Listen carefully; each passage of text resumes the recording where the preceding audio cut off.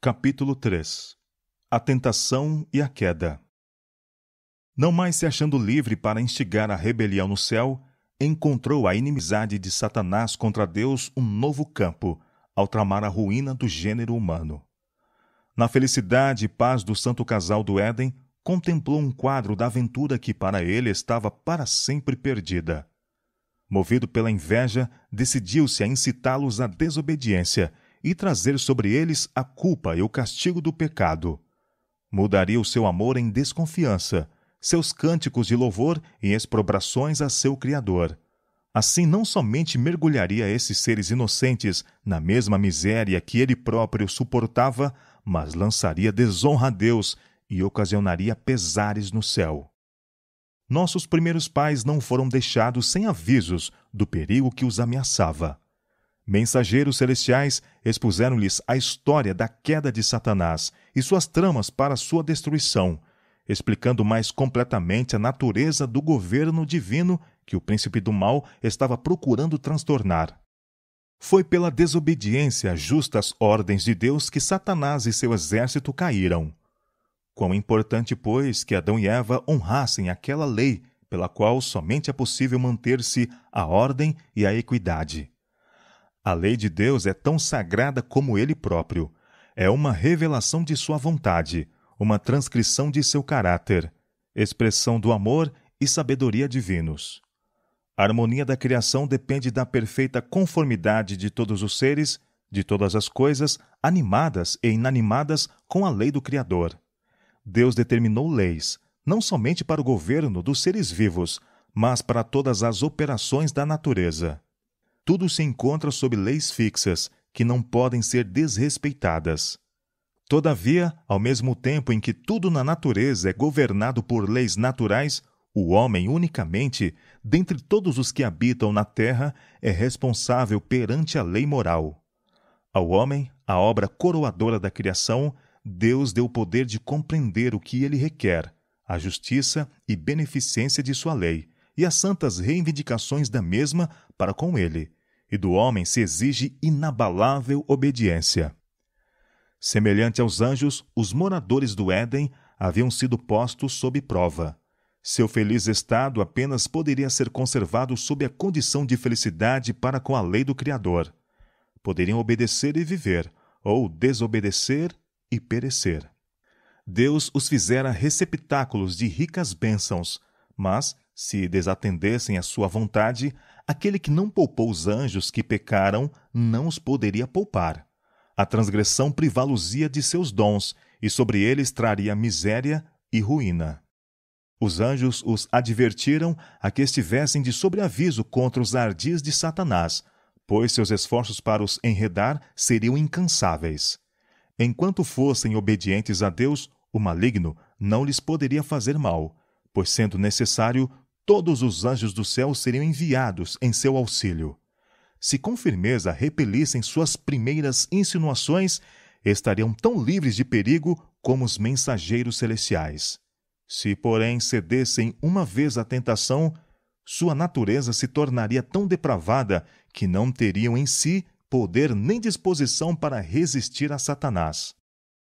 A árvore da ciência se tornara a prova de sua obediência e amor a Deus. O Senhor achara conveniente não lhes impor senão uma proibição quanto ao uso de tudo que estava no jardim. Mas se desatendessem à sua vontade neste particular, incorreriam na culpa de transgressão. Satanás não os acompanharia com tentações contínuas. Poderia ter acesso a eles unicamente junto à árvore proibida. Se eles tentassem investigar a natureza da mesma, estariam expostos aos seus ardis. Foram admoestados a dar cuidadosa atenção à advertência que Deus lhes enviara, e estarem contentes com as instruções que ele achara conveniente comunicar-lhes. A fim de realizar a sua obra sem que o fosse percebido, Satanás preferiu fazer uso da serpente como seu intermediário, disfarce este bem adaptado ao seu propósito de enganar. A serpente era então uma das mais prudentes e belas das criaturas da terra. Tinha asas, e enquanto voava pelos ares, apresentava uma aparência de brilho deslumbrante, tendo a cor e o fulgor de ouro polido. pousando nos ramos profusamente carregados da árvore proibida e saboreando o delicioso fruto, era seu desejo chamar a atenção e deleitar os olhos de quem a visse. Assim, no jardim da paz, emboscava-se o destruidor, a observar a sua presa. Os anjos haviam advertido Eva de que tivesse o cuidado de não se afastar do esposo enquanto se ocupavam com seu trabalho diário no jardim. Junto dele estaria em menor perigo de tentação do que se estivesse sozinha. Mas, absorta em sua aprazível ocupação, inconscientemente se desviou de seu lado. Percebendo que estava só, sentiu uma apreensão de perigo, mas afugentou seus temores, concluindo que ela possuía sabedoria e força suficientes para discernir o mal e resistir-lhe. Esquecida do aviso do anjo, logo se achou a contemplar, com um misto de curiosidade e admiração, a árvore proibida. O fruto era muito belo, e ela perguntava a si mesma por que seria que Deus os privara do mesmo. Era então a oportunidade do tentador. Como se fosse capaz de distinguir as cogitações de seu espírito, a ela assim se dirigiu. É assim que Deus disse: não comereis de toda a árvore do jardim? Mas a serpente continuou, com voz melodiosa, com sutis louvores à superior beleza de Eva, e suas palavras não lhe eram desagradáveis. Em vez de fugir do local, deteve-se maravilhada ao ouvir uma serpente falar. Houvesse-se dirigido a ela um ser semelhante aos anjos e ter-se-iam despertado seus receios. Ela, porém, não tinha ideia alguma de que a fascinadora serpente pudesse tornar-se o intermédio do adversário decaído. À pergunta ardilosa do tentador, ela responde: do fruto das árvores do jardim comeremos, mas do fruto da árvore que está no meio do jardim, disse Deus: não comereis dele, nem tocareis, para que não morrais. Então a serpente disse à mulher: certamente não morrereis, porque Deus sabe, no dia em que dele comerdes, se abrirão os vossos olhos, e serei como Deus, sabendo o bem e o mal. Participando desta árvore, declarou ele, atingiriam uma esfera mais elevada de existência e entrariam para um campo mais vasto de saber. Ele próprio havia comido do fruto proibido e, como resultado, adquirira o dom da fala. E insinuou que o Senhor ciosamente desejava privá-los do mesmo, para que não acontecesse serem exaltados à igualdade para com ele. Foi por causa de suas maravilhosas propriedades, que comunicavam sabedoria e poder, que ele lhes havia proibido prová-lo, ou mesmo nele tocar. O tentador insinuou que a advertência divina não devia ser efetivamente cumprida. Destinava-se simplesmente a intimidá-los. Como seria possível morrerem eles? Não haviam comido da árvore da vida? Deus estivera procurando impedi-los de atingir um desenvolvimento mais nobre e de encontrarem maior felicidade. Tal tem sido a obra de Satanás, desde os dias de Adão até o presente, e com a mesma tem ele prosseguido com grande êxito. Ele tenta os homens a desconfiarem do amor de Deus e a duvidarem de sua sabedoria. Está constantemente procurando excitar um espírito de irreverente curiosidade, um inquieto, inquiridor desejo de penetrar os segredos da sabedoria e poder divinos. Em seus esforços para pesquisarem o que Deus foi servido recusar-lhes, multidões descuidam-se das verdades que ele revelou e que são essenciais para a salvação. Satanás tenta os homens à desobediência, levando-os a crer que estão a entrar em um maravilhoso campo de saber. Mas tudo isso é um engano. Desvanecendo-se com suas ideias de progresso, acham-se eles conculcando os mandamentos de Deus, colocando os pés na senda que leva à degradação e morte. Satanás fez parecer ao Santo Par que eles ganhariam, violando a lei de Deus. Não ouvimos hoje idêntico raciocínio? Muitos falam da estreiteza daqueles que obedecem aos mandamentos de Deus, enquanto afirmam eles ter ideias mais amplas e gozar de maior liberdade. O que é isto, senão um eco da voz do Éden? No dia em que dele comerdes, isto é, transgredirdes a ordem divina, sereis como Deus? Satanás alegou ter recebido grande benefício, comendo do fruto proibido, mas não deixou transparecer que pela transgressão viera a ser expulso do céu. Embora houvesse achado que do pecado resulta a infinita perda, ocultou sua própria miséria, a fim de arrastar outros à mesma posição. Assim hoje, o transgressor procura disfarçar seu verdadeiro caráter. Ele pode pretender ser santo, mas a sua elevada profissão apenas o torna mais perigoso como enganador.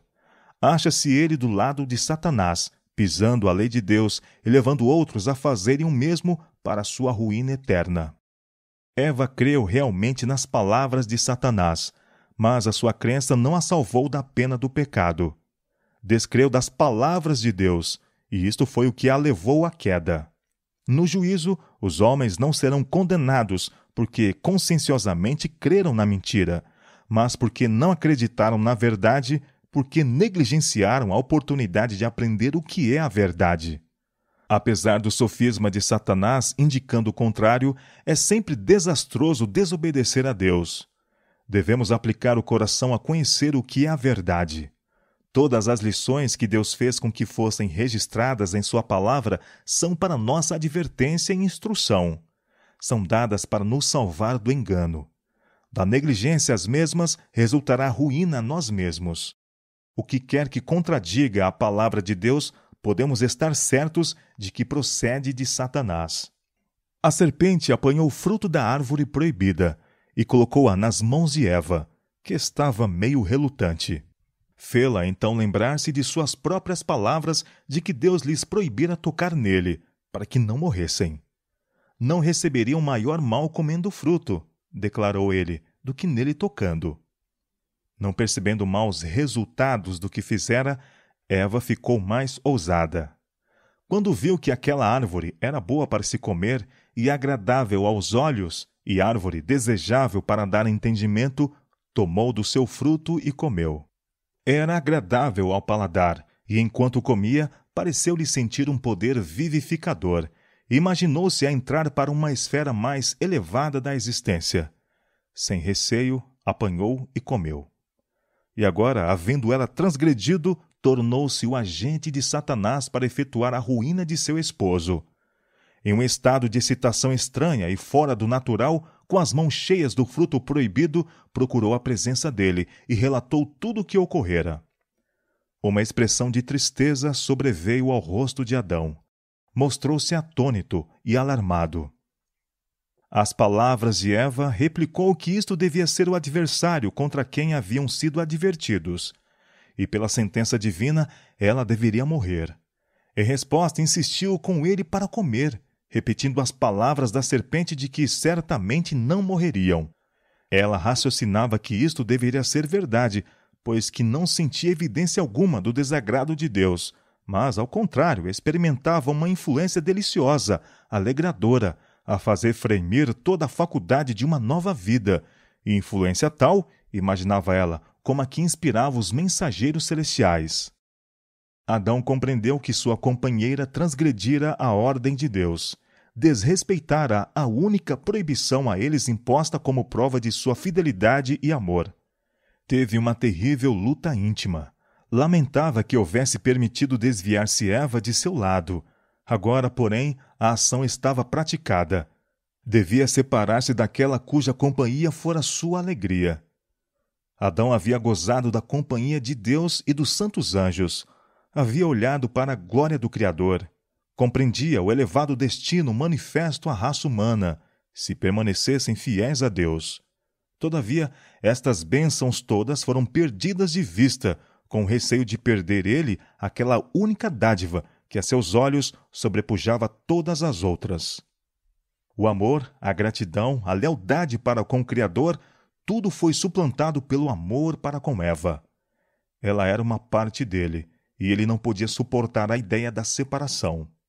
Não compreendia que o mesmo poder infinito que do pó da terra o havia criado como um ser vivo e belo e amorosamente lhe dera uma companheira poderia preencher a falta desta.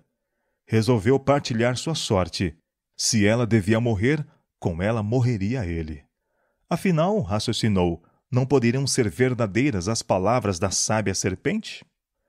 Eva estava diante dele, tão bela e aparentemente tão inocente como antes deste ato de desobediência. Exprimia maior amor para com ele do que antes. Nenhum sinal de morte aparecia nela, e ele se decidiu a afrontar as consequências. Tomou o fruto e o comeu rapidamente. Depois da sua transgressão, Adão a princípio imaginou-se a entrar para uma condição mais elevada de existência. Mas logo o pensamento de seu pecado o encheu de terror. O ar que até ali havia sido de uma temperatura amena e uniforme parecia resfriar o culposo par. Desapareceram o amor e paz que haviam gozado, e em seu lugar experimentavam uma intuição de pecado, um terror pelo futuro, uma nudez de alma. A veste de luz que os rodeara agora desapareceu, e para suprir sua falta procuraram fazer para si uma cobertura, pois enquanto estivessem desvestidos, não podiam enfrentar o olhar de Deus e dos santos anjos. Começaram então a ver o verdadeiro caráter de seu pecado. Adão censurou a companheira pela sua insensatez em sair de seu lado e deixar-se enganar pela serpente. Mas ambos acalentaram a esperança de que aquele que lhes tinha dado tantas provas de seu amor perdoaria esta única transgressão, ou de que não seriam submetidos a um tão horrendo castigo como haviam receado. Satanás exultou com seu êxito. Tinha tentado a mulher a desconfiar do amor de Deus, a duvidar de sua sabedoria e a transgredir a sua lei, e por meio dela ocasionara a derrota de Adão. Entretanto, o grande legislador estava para tornar conhecidas a Adão e Eva as consequências de sua transgressão. Manifestou-se no jardim a presença divina. Em sua inocência e santidade, tinham eles alegremente recebido a aproximação de seu Criador. Mas agora fugiram aterrorizados e procuraram esconder-se nos mais profundos recessos do jardim. Mas chamou o Senhor Deus Adão e disse-lhe: Onde estás? E ele disse: Ouvi a tua voz soar no jardim e temi, porque estava nu e escondi-me. E Deus disse: Quem te mostrou que estavas nu? Comeste tu da árvore de que te ordenei que não comesses? Adão não podia negar nem desculpar seu pecado, mas em vez de manifestar arrependimento, esforçou-se por lançar a culpa sobre a esposa, e assim sobre o próprio Deus. A mulher que me deste por companheira, ela me deu da árvore, e eu comi. Aquele que por amor a Eva havia deliberadamente preferido perder a aprovação de Deus, o seu lar no paraíso e uma vida eterna de alegria, podia agora, depois de sua queda, procurar tornar sua companheira e mesmo o próprio Criador responsável pela transgressão. Tão terrível é o poder do pecado. Quando foi interrogado a mulher, por que fizeste isto? Ela respondeu: A serpente me enganou e eu comi. Por que criaste a serpente? Por que lhe permitiste entrar no Éden? Tais eram as perguntas envolvidas em sua desculpa apresentada pelo pecado. Assim, como fizera Adão, lançou sobre Deus a responsabilidade de sua queda. O espírito de justificação própria originou-se com o pai da mentira. Foi alimentado por nossos primeiros pais logo que se renderam à influência de Satanás, e tem sido apresentado por todos os filhos e filhas de Adão. Em vez de humildemente confessarem os pecados, procuram escudar-se lançando a culpa sobre outros, sobre as circunstâncias ou sobre Deus, fazendo o mesmo de suas bênçãos um motivo para murmuração contra ele. O Senhor então pronunciou sentença sobre a serpente. Porquanto fizeste isto, maldita serás mais do que toda a besta, e mais do que todos os animais do campo. Sobre o teu ventre andarás, e pó comerás todos os dias da tua vida. Visto que havia sido empregada como o intermediário de Satanás, a serpente devia participar da visitação do juízo divino. Da mais linda e admirada das criaturas do campo, devia tornar-se na mais rasteira e detestada de todas elas, temida e odiada tanto pelo homem como pelos animais. As palavras dirigidas em seguida à serpente aplicam-se diretamente ao próprio Satanás, indicando de antemão sua final derrota e destruição. Porém, inimizade entre ti e a mulher, e entre a tua semente e a tua semente, esta te ferirá a cabeça, e tu lhe ferirás o calcanhar. Referiram-se a Eva a tristeza e a dor que deveriam dali em diante ser o seu quinhão. E disse o Senhor: o teu desejo será para o teu marido, e ele te dominará. Na criação Deus a fizera igual a Adão. Se houvessem eles permanecido obedientes a Deus, em harmonia com sua grande lei de amor, sempre estariam em harmonia um com o outro. Mas o pecado trouxera a discórdia, e agora poderia manter-se a sua união e conservar-se a harmonia unicamente pela submissão por parte de um ou de outro. Eva fora a primeira a transgredir, e caíra em tentação afastando-se de seu companheiro, contrariamente à instrução divina. Foi a sua solicitação que Adão pecou, e agora foi posta sob sujeição de seu marido. Se os princípios ordenados na lei de Deus tivessem sido acariciados pela raça decaída, esta sentença, se bem que proveniente dos resultados do pecado, ter-se-ia mostrado ser uma bênção para o gênero humano.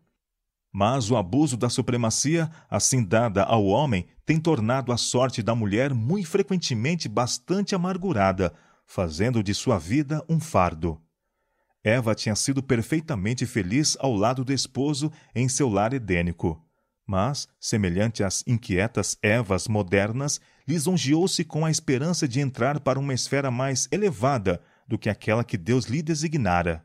Tentando erguer-se acima de sua posição original, caiu muito abaixo da mesma. Idêntico resultado será alcançado por todas as que estão dispostas a assumir com bom ânimo os deveres da vida, de acordo com o plano de Deus.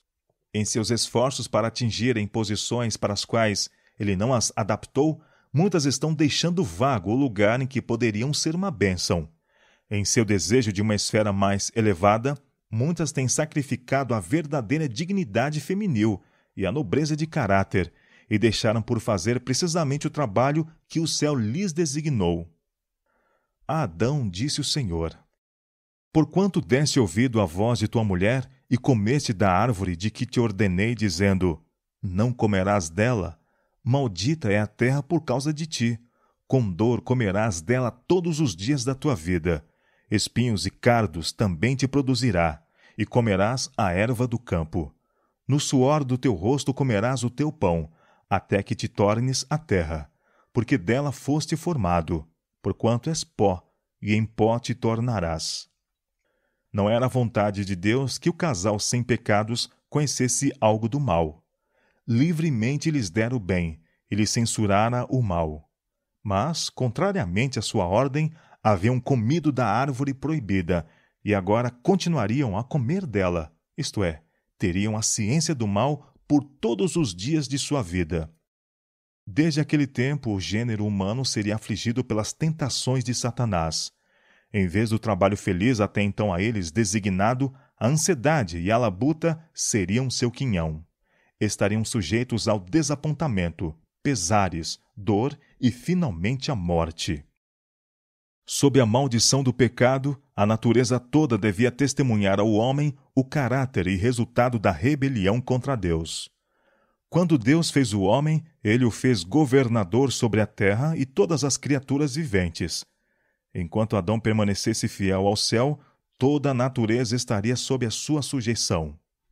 Quando, porém, se rebelou contra a lei divina, as criaturas inferiores ficaram em rebelião contra o seu domínio. Assim, o Senhor, em sua grande misericórdia, mostraria aos homens a santidade de sua lei e os levaria por sua própria experiência a ver o perigo de a pôr de lado, mesmo no mínimo grau. E a vida de labutas e cuidados que dali em diante deveria ser o quinhão do homem foi ordenada com amor. Uma disciplina que se tornara necessária pelo seu pecado. Foi o obstáculo posto à satisfação do apetite e paixão e o desenvolvimento de hábitos de domínio próprio. Fazia parte do grande plano de Deus para a restauração do homem, da ruína e degradação do pecado. A advertência feita a nossos primeiros pais, no dia em que dela comeres, certamente morrerás, não implicava que devessem eles morrer no próprio dia em que participassem do fruto proibido. Mas naquele dia a irrevogável sentença seria pronunciada. A imortalidade lhes era prometida sob condição de obediência. Pela transgressão, despojar-se-iam da vida eterna. Naquele mesmo dia, estariam condenados à morte. A fim de possuir uma existência intérmina, o homem devia continuar a participar da árvore da vida. Privado disto, sua vitalidade diminuiria gradualmente, até que a vida se extinguisse. Era plano de Satanás que Adão e Eva, pela desobediência, incorressem no desprazer de Deus, e então, se deixassem de obter o perdão, esperava que comessem da árvore da vida, e assim perpetuassem uma existência de pecado e miséria. Depois da queda do homem, porém, santos anjos foram imediatamente comissionados para guardarem a árvore da vida. Em redor desses anjos chamejavam raios de luz, tendo a aparência de uma espada inflamada. A nenhum da família de Adão foi permitido passar aquela barreira para participar do fruto doador de vida. Logo, não há pecador imortal. A onda de desgraças que emanou da transgressão de nossos primeiros pais é considerada por muitos como uma consequência demasiado terrível para um pecado tão pequeno, e acusam a sabedoria e justiça de Deus em seu trato com o homem. Mas se eles olhassem profundamente para esta questão, poderiam discernir o seu erro. Deus criou o homem à sua semelhança, livre do pecado.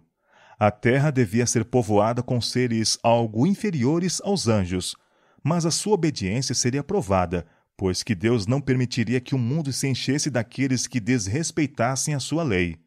Contudo, em sua grande misericórdia, não designou a Adão uma prova severa, e a própria leveza da proibição tornou o pecado excessivamente grande.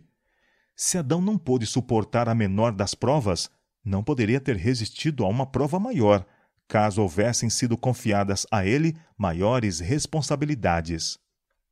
Se tivesse sido designada a Adão alguma prova grande, aqueles cujo coração se inclina para o mal desculpar-se-iam então, dizendo: isto é uma coisa trivial e Deus não é tão exigente a respeito de coisas pequenas. E haveria contínua transgressão em coisas consideradas pequenas, a quais ficam sem reprovação humana. O Senhor, porém, tornou patente que o pecado, em qualquer grau, é ofensivo para ele. A Eva pareceu coisa pequena desobedecer a Deus provando o fruto da árvore proibida e tentar o esposo a transgredir também. Entretanto, o pecado deles abriu as portas ao dilúvio das desgraças sobre o mundo. Quem pode saber, no momento da tentação, as terríveis consequências que advirão de um passo errado? Muitos que ensinam que a lei de Deus não está em vigor para o homem insistem que é impossível a este obedecer aos seus preceitos. Mas, se isso fosse verdade, por que sofreu Adão a pena da transgressão? O pecado de nossos primeiros pais acarretou a culpa e a tristeza sobre o mundo, e se não for a bondade e misericórdia de Deus, teria mergulhado a raça humana em irremediável desespero. Que ninguém se engane. O salário do pecado é a morte. A lei de Deus não pode ser transgredida hoje com menos impunidade do que quando fora pronunciada a sentença sobre o pai da humanidade. Depois de seu pecado, Adão e Eva não mais deviam habitar no Éden. Encarecidamente rogaram para que pudessem permanecer no lar de sua inocência e alegria. Confessaram que haviam perdido todo o direito àquela feliz morada, mas comprometeram-se para no futuro prestar estrita obediência a Deus. Declarou-se-lhes, porém, que sua natureza ficara depravada pelo pecado. Haviam diminuído sua força para resistir ao mal e aberto o caminho para Satanás ganhar mais fácil acesso a eles.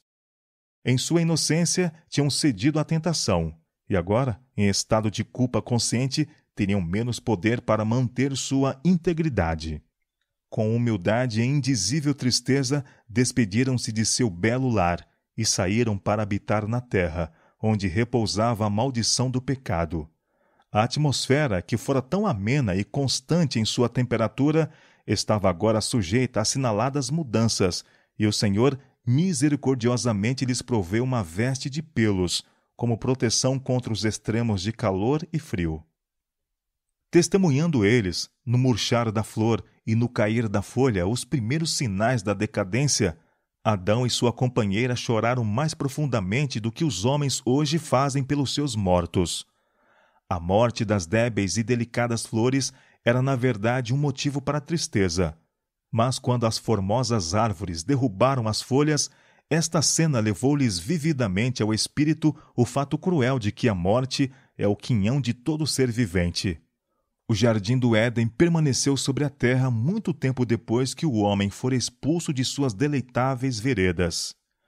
Foi permitido à raça decaída por muito tempo contemplar o lar da inocência, estando a sua porta vedada apenas pelos anjos vigilantes. A porta do paraíso, guardada pelos querubins, revelava-se a glória divina.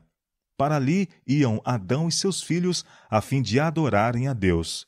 Ali renovaram seus votos de obediência àquela lei cuja transgressão os havia banido do Éden. Quando a onda de iniquidade se propagou pelo mundo e a impiedade dos homens determinou sua destruição por meio de um dilúvio de água, a mão que plantara o Éden o retirou da terra.